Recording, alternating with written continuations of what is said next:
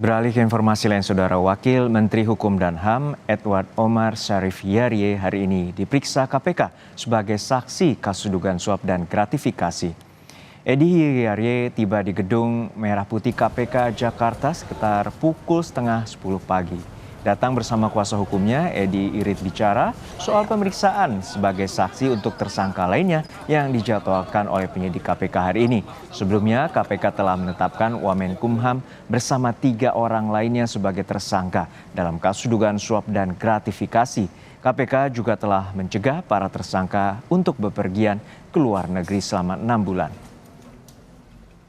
Lebih lengkap soal pemeriksaan Wamenkumham Edi Hiyariye di KPK kita tanyakan langsung pada jurnalis Kompas TV Francisco Donasiano. Sisko, walau Wamenkumham saat ini berstatus sebagai tersangka, namun hari ini penyidik KPK meminta keterangan Edi sebagai saksi. Lalu seperti apa fokus pemeriksaan?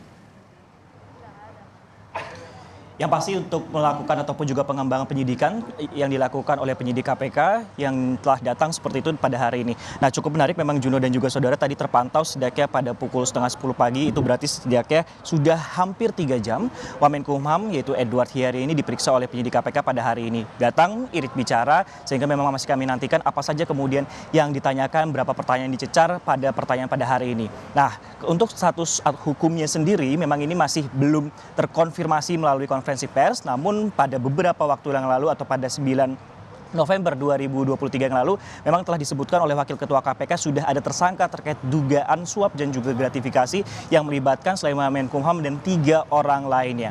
Cukup menarik bahwa pemeriksaan saksi ataupun juga pada hari ini meski sudah status sebagai tersangka ini untuk melengkapi berkas penyidikan, karena memang pihak KPK ini sudah mengumpulkan alat bukti, salah satu dengan melakukan penggeledahan di mana ada sejumlah dokumen kemudian yang diamankan ataupun juga diperiksa dan juga memberikan sejumlah saksi terkait dengan kasus ini. Nah, terkait dengan orang-orang ataupun juga nanti status hukumnya, pihak KPK ini baru akan nantinya menjelaskan kronologinya, nanti bagaimana aliran dananya dan juga orang-orang yang terkait dan bagaimana uang yang diduga mengalir sebesar 7 miliar ini bisa sampai ataupun juga dilaporkan terkait kasus dugaan suap dan gratifikasi yang melibatkan Edward Hiyariye. Sehingga memang masih kami nantikan dari pemeriksaan yang dilakukan ini, nanti kami akan update ataupun juga perbarui informasinya. Namun hingga saat ini penetapan tersangka secara formal ataupun juga ofisial seperti itu baru akan dilakukan setelah konferensi pers.